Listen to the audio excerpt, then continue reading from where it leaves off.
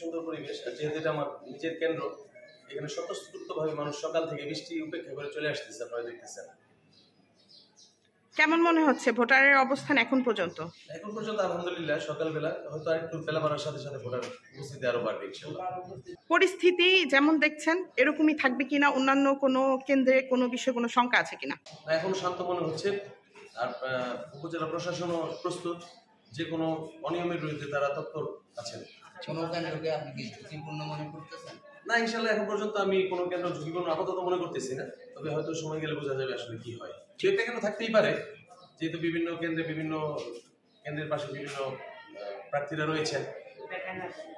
তো এখন পর্যন্ত আলহামদুলিল্লাহ ভালো সুস্থ আছে।